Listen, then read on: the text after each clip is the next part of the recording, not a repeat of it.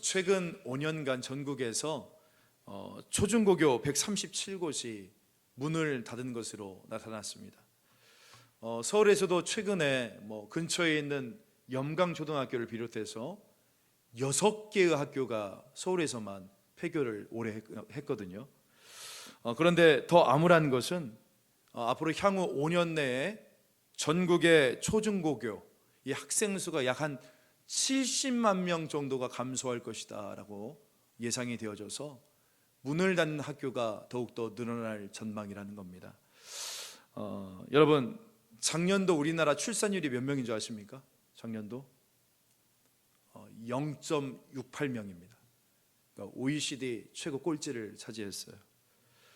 더 절망적인 것은 이 서울에 우리가 살고 있는 이 서울인 경우에는 이 출산율이 무려 0.55명까지 떨어졌습니다. 그러니까 지금 대한민국은 이 민족 자체가 사라질 위기 가운데 처해 있다는 겁니다. 왜 이런 일이 생겼을까? 한국기독교윤리원이라는 단체에서 조사를 좀 해봤어요. 전 세계에서 이 출산의 문제를 해결한 나라는 어디에 있는가 표본을 조사하면서 이렇게 조사를 해봤더니 잘 사는 나라, 자, 출산율 높을 것 같죠? 잘 사는 나라. 아닙니다. 생각보다 그리 높지가 않았습니다. 그러면 돈 많이 주는 나라, 애 낳으면 막 1,000만 원, 2,000만 원씩 주고, 그곳에서도 실패했습니다. 그리고 경쟁적인 나라, 최악이죠. 이 나라는 출산율이 거의 최저에 가까웠습니다. 그런데 출산율이 올랐던 몇 나라가 있는데 그 나라에 공통점이 있더라고요. 공통점이. 여러분, 그게 뭔지 아십니까? 출산율이 오른 나라의 공통점, 바로 부모가 함께 아이를 키우는 나라였다는 겁니다. 그러니까 먼저 부부가 서로 사랑하고, 부부가 공동 책임을 가지고 아이를 돌보고, 그 결과 아이가 이렇게 가정이 좋은 것이구나를 깨닫게 되어지는 그런 나라에서만 출산율이 올랐다라는 조사 결과가 나왔습니다. 그러니까 결국 오늘의 문제는 우리의 문제라는 겁니다. 우리의 문제. 그러니까 부모인 우리가 이 가정이 얼마나 아름다운 곳인지를 우리 자녀들에게 충분히 보여주지 못했기 때문에, 그래서 이 결혼을 주저하게 되어지고 출산을 기피하게 되어진다라고 진단을 하더라고요. 실제로 많은 젊은이들이, 그러니까 우리의 아들, 딸들이 그런데요. 내가 결혼하지 않고 내가 출산을 주저하는 이유는 뭐냐? 아빠 같은 남자 만날까 봐. 확 찔려야죠. 그리고 엄마처럼 그렇게 살기 싫어서. 물론 요즘 집값이 너무 많이 오르고 그리고 육아가 너무나 힘들어졌기 때문에 그렇다고도 이야기를 하지만 저는 조금 생각을 달리 하거든요. 만약에 우리 가정에서 정말 우리 가정 같은 가정을 이루었으면 좋겠다라고 우리 자녀들이 느낀다면, 여러분, 왜 우리 자녀들이 결혼을 주저하고 출산을 기피하겠습니까? 그래서 지금 많은 혁명적인 아이디어들이 공모되고 있지만 저는 이렇게 생각해요. 진짜 혁명은 안방에서부터 일어나야 된다, 그렇게 생각합니다. 안방에서부터 혁명이 일어나야 그 혁명이 건너방으로, 그리고 거실과 사랑채로, 집 밖으로, 세상 밖으로 나가서 이 사회가 달라지지 않겠습니까? 그래서 지금 안방에서 관계의 혁명이 일어난다면 먼저는 가정이 살고 그 가정이 속한 이 사회가 살아날 수 있게 될 것이라는 거예요. 이렇게 우리에게 바로 이 해답을 제시해 주고 있는 성경이 오늘 우리가 읽은 바로 이 에베소서입니다. 에베소서. 그래서 이걸 많이 읽으면 애를 베게 되나? 저출산이 해결되나? 그래서 에베소서는 아니고, 여러분, 오늘 우리가 읽었던 이 에베소서 말씀 안에 지금 우리가 겪고 있는 이 가정의 위기를 극복할 수 있는 본질적인 해답을 가르쳐주고 있기 때문인 겁니다. 그게 뭐냐? 그것은 바로 부부 사이의 관계의 혁명이라는 겁니다. 다른 말로 이야기하면 안방의 혁명이라는 거예요. 안방의 혁명. 여러분 지난주일 말씀 기억나십니까? 성령 충만이라는 것은 막 추상적이거나 막 어떤 막연한 것이 아니다라고 이야기를 했어요. 그러니까 소위 불받는 것이 아닙니다. 성령 충만을 받은 사람에게서는 반드시 드러나는 증거가 있다라고 이야기했습니다. 두 가지 기억나세요? 첫 번째, 뭐의 회복이에요? 지난주에 설교 또 해도 모르겠네. 뭡니까? 찬양의 회복, 그죠? 두 번째는 감사의 회복이라고 했어요. 성령 충만한 자의 삶에서 이 찬양의 회복과 감사의 회복이 드러나는데, 오늘 21절 말씀은 그 마지막입니다. 성령 충만한 사람에게서 나타나는 세 번째 증거, 그것은 뭐냐? 한번 따라해 볼까요? 인간관계의 회복. 우리 힘있게 한번 해봅시다. 인간관계의 회복. 자, 우리 21절 저와 같이 읽겠습니다. 시작. 그리스도를 경외함으로 피차 복종하라. 이 중요한 거예요. 피차 복종하는 거. 그러니까 서로에게 순종하고 복종하는 것이 뭐라고요?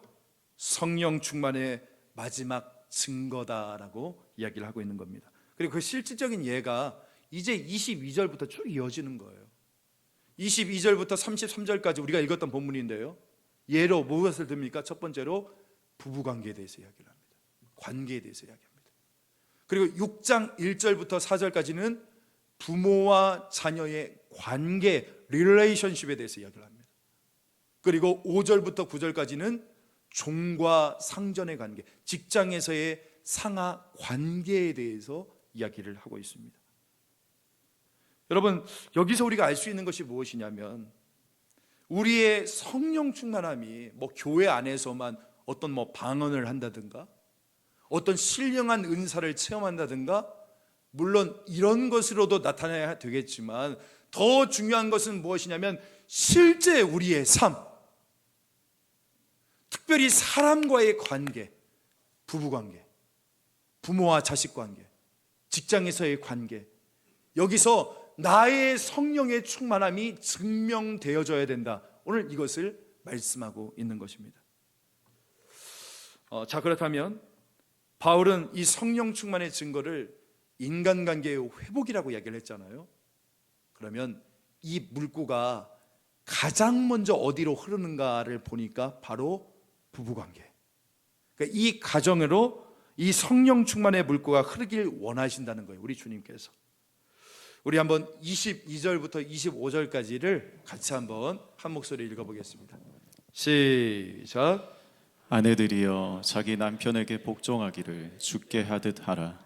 이는 남편이 아내의 머리됨이 그리스도께서 교회의 머리됨과 같음이니 그가 바로 몸의 구주시니라. 그러므로 교회가 그리스도에게 하듯 아내들도 범사에 자기 남편에게 복종할지니라. 남편들아 아내 사랑하기를 그리스도께서 교회를 사랑하시고 그 교회를 위하여 자신을 주심같이 하라. 여러분, 제가 생각하는 가정의 비극은 다른 데 있지 않습니다. 딱 한 가지입니다. 절대로 장가 가서는 안 되는, 정말 이 어린아이와 같은 자기 중심적인 남자가 나이만 들었다고 장가 갔기 때문에 가정이 이렇게 어려운 겁니다. 아내도 마찬가지예요. 너무냐 오냐 길러서 그랬는지 어땠는지, 미숙하기 짝이 없는 자기 중심적인 여자가. 여러분, 요즘 남자들, 남편들 얼마나 불쌍한지 아십니까, 여러분? 바뀌었어요, 시대가. 이제 점심에 식당 가보면요, 막 전부 아줌마들은 막 남편은 직장 가 있는데 돈 벌어오는데 막 전부 몇만 원짜리 브런치 먹고, 막 뷔페 식당 가보면 막 떠들면서 하하호 먹는 분들 다 보면 다 아줌마들이야. 그 시간에 남편들은 구내 식당에서 몇천 원짜리 김치찌개 먹고 있는데, 그죠? 여러분, 이렇게 미숙하기 짝이 없는 죄성을 가지고 있는 남자와 여자가 눈만 뜨면 마주보고 살아야 되는데 어찌 상처를 안 받고 살아갈 수 있겠냐는 거예요. 그렇기 때문에 가정에서 가장 절실하게 필요한 것은 바로 무엇입니까? 성령 충만이라는 것입니다. 이 성령 충만이 우리 부부관계 안에 덧입히지 않으면 안 된다는 것입니다. 그래서 이런 말도 있잖아요.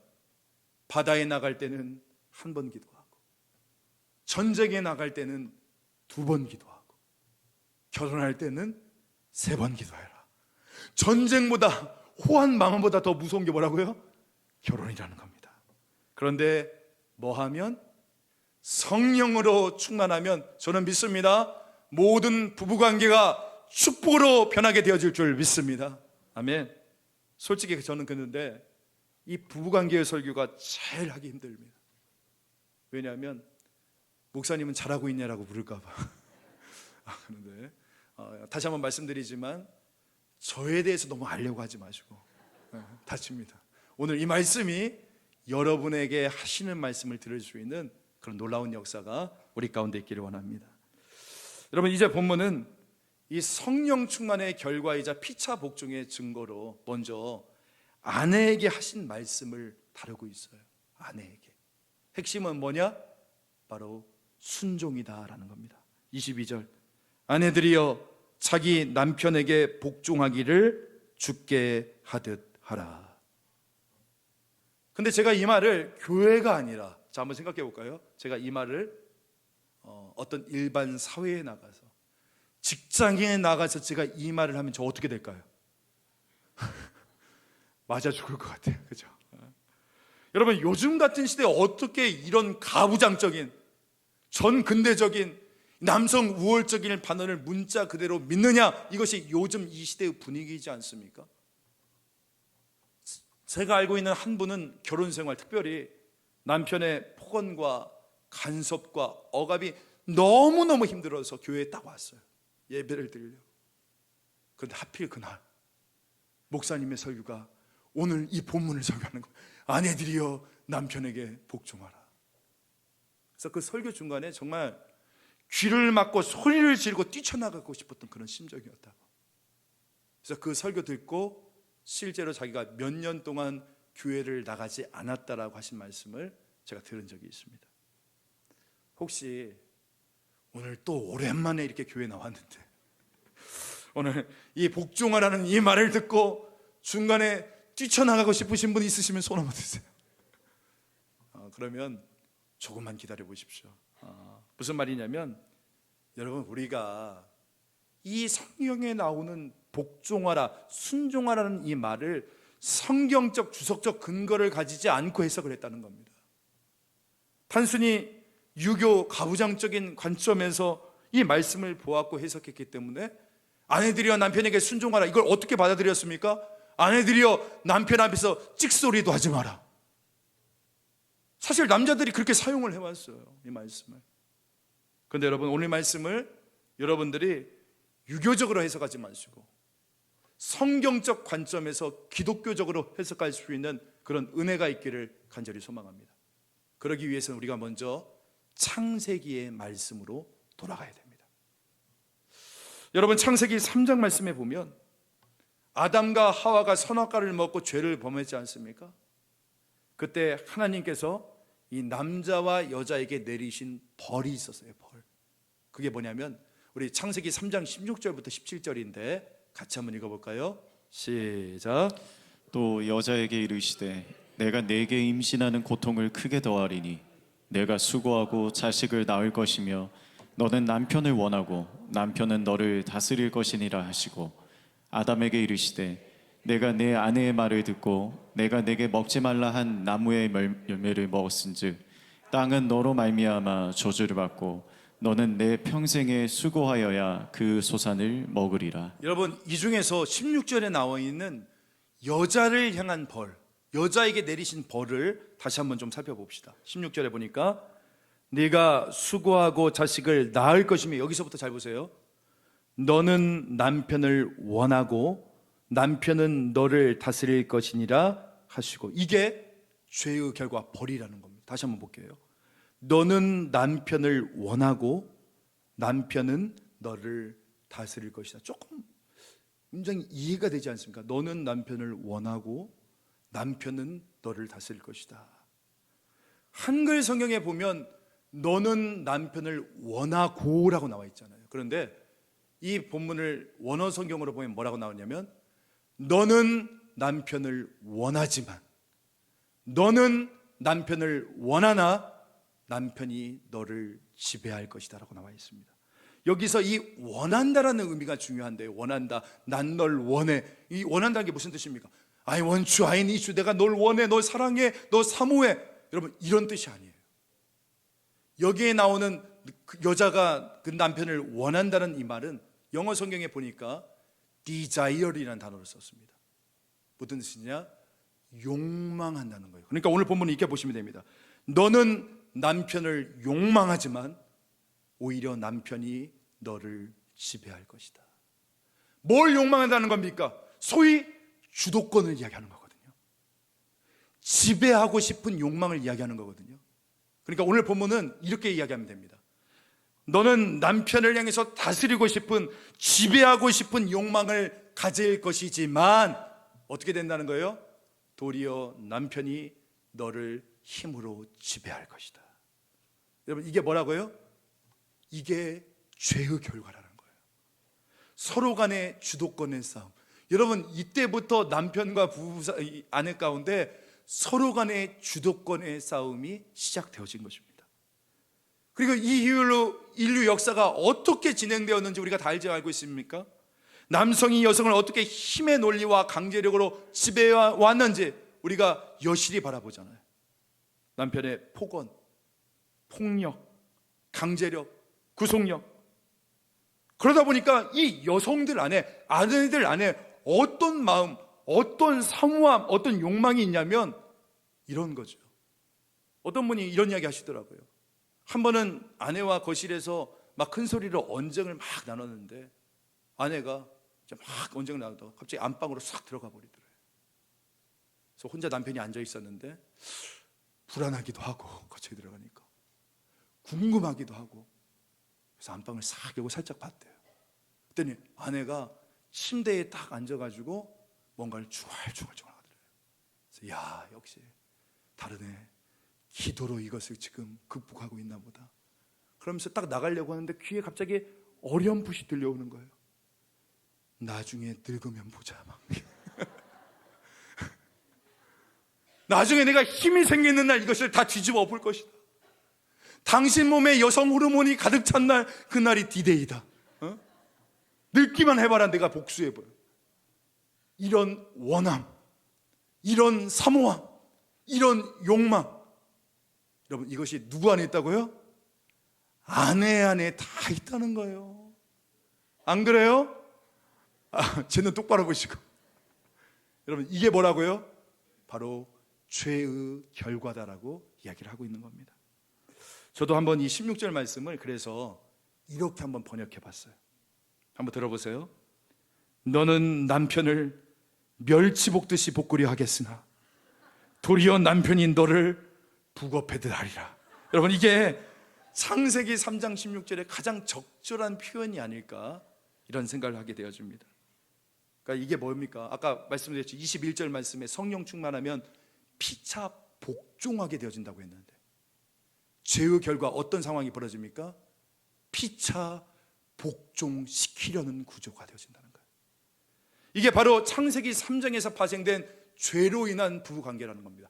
지배와 복종이라는 힘의 논리가 지배하는 관계, 힘의 싸움이죠. 하지만 성령 충만은 뭐라고 했어요?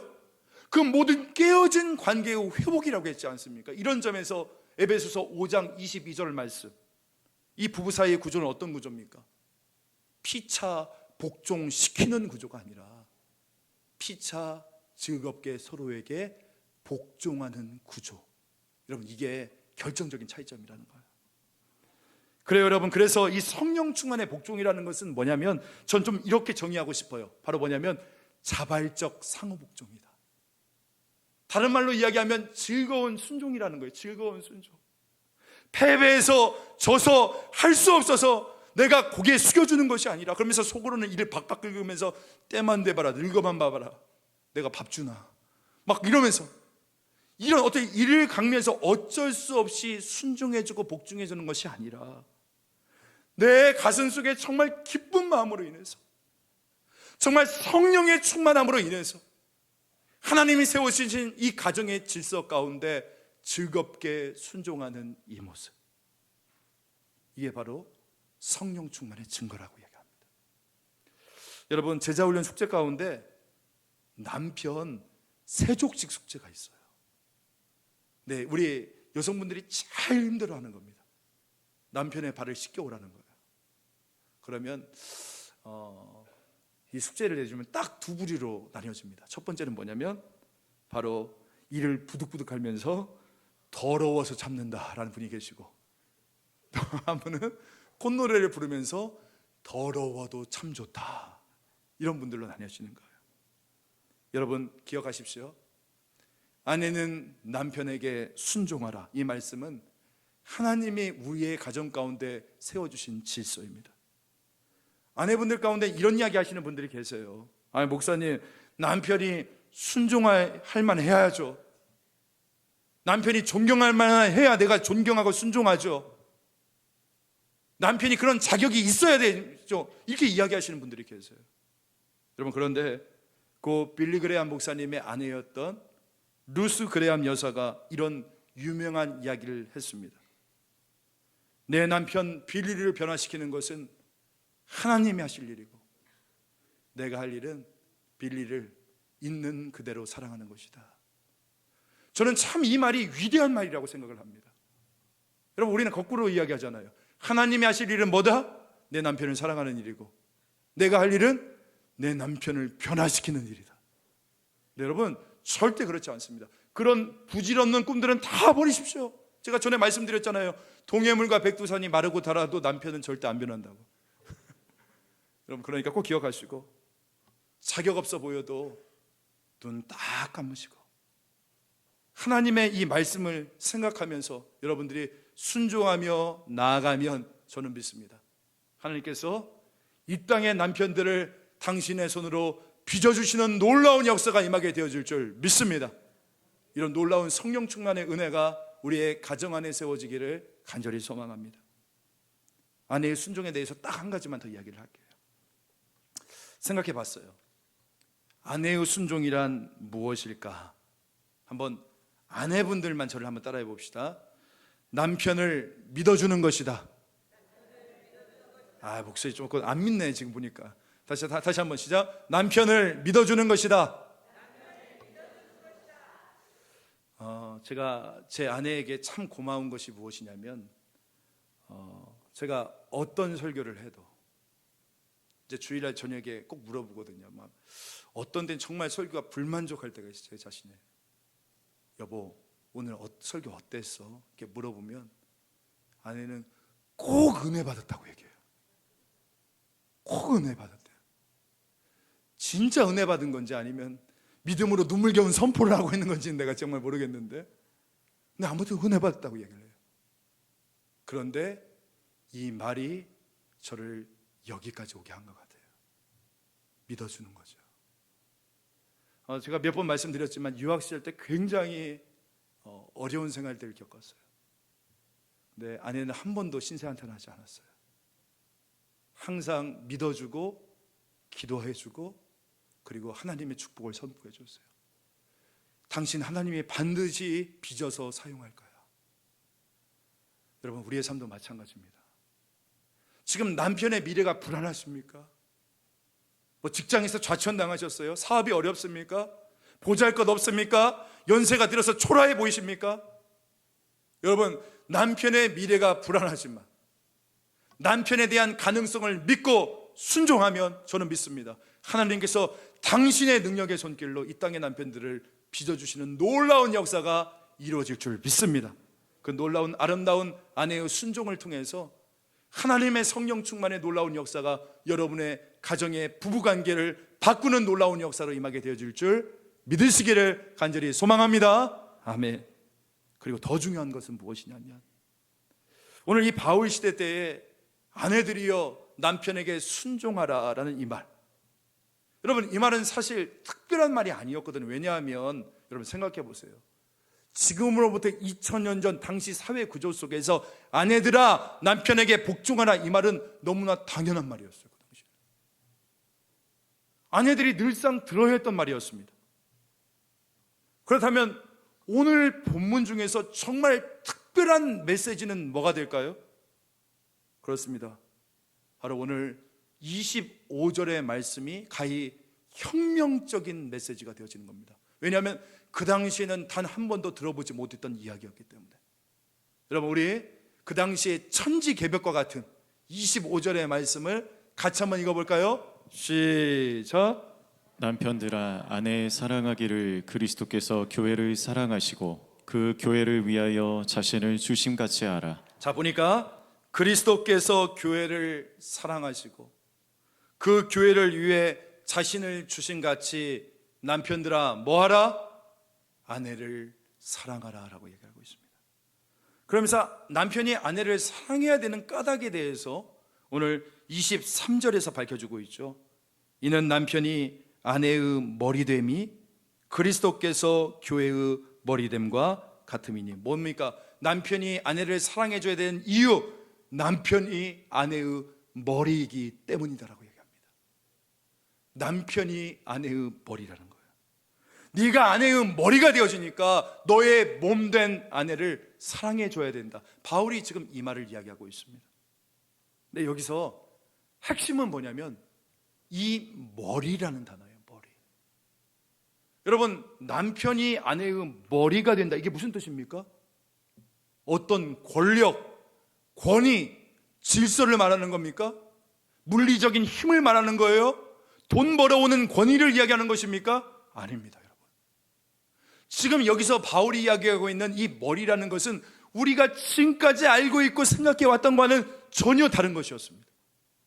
그 다음에 여기서 말하는 머리라는 의미는 무엇일까? 뒤에서 보니까 부연 설명하고 있죠. 뭐라고 부연 설명합니까? 그리스도께서 교회의 머리됨과 같다라고 얘기합니다.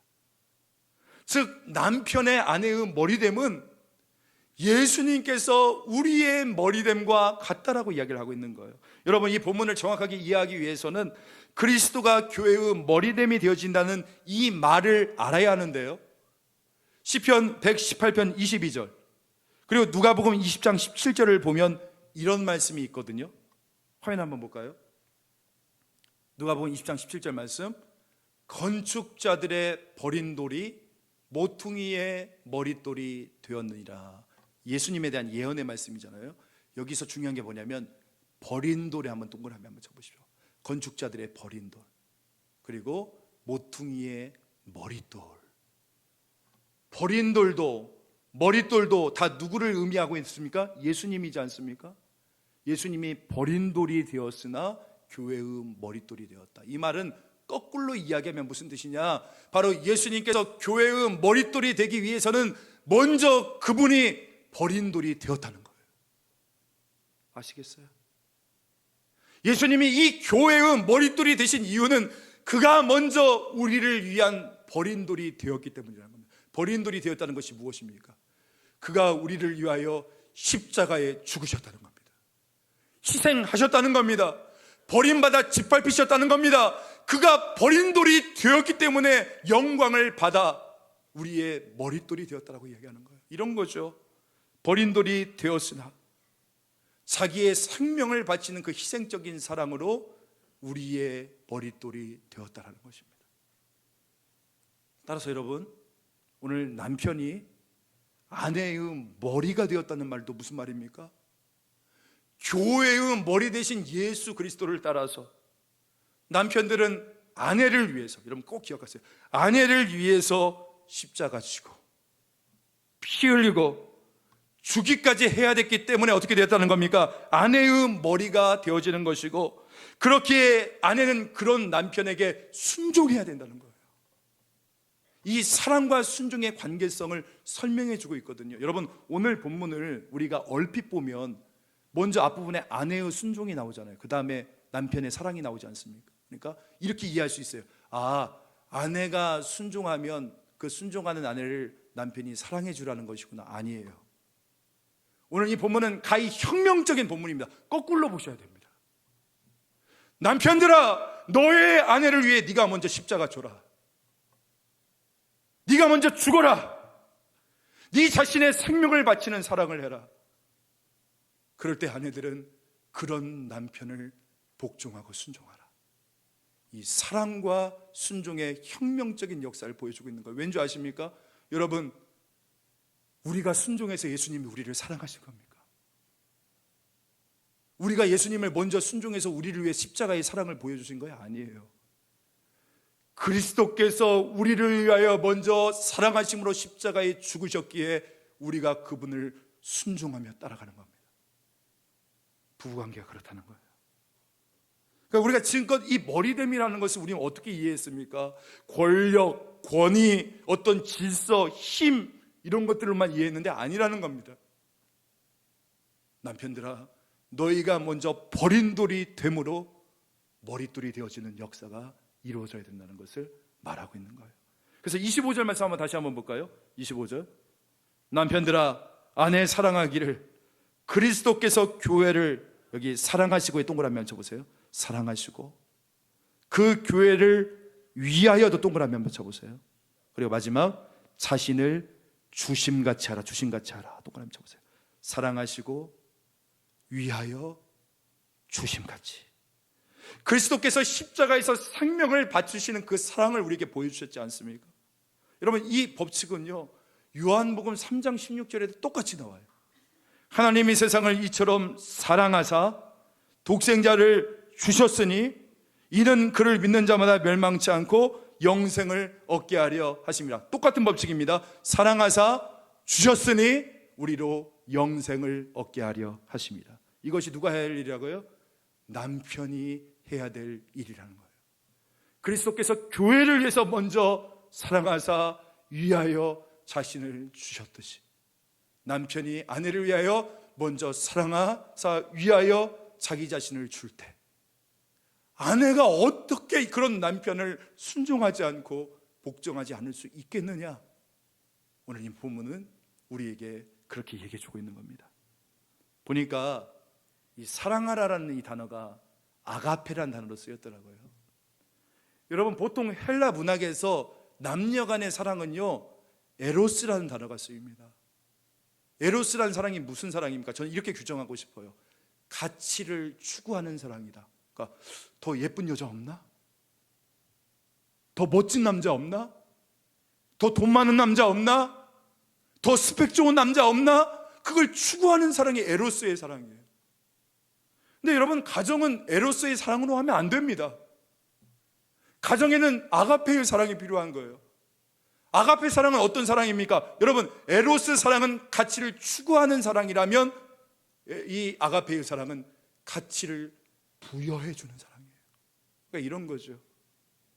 이제 이 남자가 내 남편이 되었어요. 이제 이 여자가 내 아내가 되었으니 이제가 이 시간 이후부터는 이 남자는, 이 여자는 나에게 있어 이 세상에서 가장 가치 있는 존재이다. 그 사랑하는 그 사람에게 가치를 부여해 주는 겁니다. 마치 우리 하나님께서 저와 여러분에게 하셨듯이요. 우리가 아직 연약했을 때, 우리가 아직 죄인이었을 때, 우리가 아직 원수였을 때 우리를 사랑해 주심으로 우리에게 가치를 부여해 주시지 않았습니까? 너는 내 아들이다. 너는 내 딸이다. 너는 보배롭고 존귀한 금지옥엽 나의 자녀들이다. 그 가치를 우리에게 먼저 부여해 주신 것이잖아요. 근데 놀라운 것은 뭐냐면 이 바울이 지금 하나님의 우리를 향한 사랑인 이 아가페 사랑을 남편과 아내의 관계 속에 적용시키고 있다는 겁니다. 놀라운 이야기예요. 남편들아, 아내들 예쁘고 멋진 가치를 추구하는 에로스가 아니라 그리스도처럼 사랑하고 위하여 주심같이 먼저 이렇게 가치를 부여하는 아가페의 사랑을 할지어다. 우리에게 이야기를 해주고 있는 겁니다. 제가 어느 부부의 이야기를 너무나 감동적으로 읽었는데 제 말씀씨로는 그 감동을 그대로 전해줄 수 없을 것 같아서 한번 제가 그대로 한번 읽어드릴게요. 길진 않습니다. 한번 들어보십시오. 남편이 미울 때마다 아내는 나무에 못을 하나씩 박았습니다. 바람을 피우거나 외도를 할 때에는 큰 못을 팡팡 소리나게 박기도 했습니다. 술을 마시고 때릴 때, 욕할 때 못은 하나씩 늘어났습니다. 그런데 어느 날 아내가 남편을 불렀습니다. 여보 이거 보세요. 여기 박혀있는 못들을요. 이 못은 당신이 제게 아픔을 주실 때마다 하나씩 박았던 못입니다. 남편이 보았더니 나무에 수많은 못들이 박혀있는 겁니다. 남편은 아무 말도 하지 못했습니다. 그러나 그날 밤 남편은 아내 몰래 나무를 껴안고 울었습니다. 그부터 남편은 변하기 시작했습니다. 아내를 사랑하고 아껴주었습니다. 어느 날 다시 아내는 남편을 불렀습니다. 여보, 이제 끝났어요. 당신이 고마울 때마다 못을 하나씩 뺐더니 이제는 하나도 없어졌어요. 그러자 남편이 말했습니다. 여보, 아직 멀었어. 못은 없어졌지만 못 자국은 아직 남아있지 않소. 그 말에 아내는 남편을 부둥켜 안고서 고마운 눈물을 흘렸습니다. 여러분, 제가 이 단순하고 짧은 글을 한 10번 이상은 읽은 것 같아요. 하나님, 오늘 이 안에 지금도 상한 마음으로 서로의 마음속에 못을 받고 있는 그 수많은 사람들이 오늘 이 가운데 있을 것인데, 오늘 우리에게 가르쳐 주신 이 아가페의 사랑으로 우리 안에 사랑과 순종의 질서가 다시금 회복되어질 수 있도록 은혜 허락하여 주시옵소서. 여러분, 우리가 왜 성령 충만해야 됩니까? 맨정신으로 안 되니까, 내 힘과 능력으로 안 되는 것이니까, 내 안에 하나님으로 가득 차여지고 십자가의 은혜로 내가 가득 채워져야만이 비로소 아가페 사랑이 무엇인가를 내가 알게 되어지고, 그 사랑 안에서 즐겁게 순종하는 그 사랑과 순종의 질서가 회복되어질 수 있으니까. 우리 남편들 꼭 들으십시오. 남편들아, 아내를 위해서 먼저 십자가에 죽어라. 생명을 바치는 사랑으로 먼저 아내를 사랑하라. 그리고 아내들아, 그런 남편들을 죽게 하듯 순종하고 복종하라. 이것이 오늘날 가정의 위기 가운데 처해 있는 이 가정을 회복시킬 수 있는 성경이 우리에게 말씀해 주시는 놀라운 해법인 겁니다. 여러분, 그리고 주님께서는 이 사랑과 순종이 기초로 하는 가정들을 반드시 살려주실 것이라고 말씀하십니다. 오늘 이런 귀한 은혜가 저와 여러분 가운데 온전히 임하기를 간절히 소망하고요. 특별히 오늘 이 자리에 계신 분들 가운데 배우자를 사별하신 분들, 아니면 아직 혼인하지 않은 싱글인 분들도 아마 이곳에 계실 건데, 제가 이런 말씀 드리고 싶어요. 비록 내 배우자는 지금 없지만 우리의 영원한 신랑 되시는 예수 그리스도께서 오늘 여러분과 함께하고 계십니다. 여러분의 미래를 책임져 주실 것입니다. 그리고 지금도 그리스도께서 자기의 생명을 바치는 그 십자가의 사랑으로 여러분들을 사랑하고 계십니다. 그 주님의 사랑에 주님을 믿음으로 순종하며 나갈 수 있는 놀라운 역사가 오늘 우리의 삶 속에서, 여러분의 가정에서 회복되어지는 역사로 임하게 되어지기를 주 예수의 이름으로 간절히 축복합니다.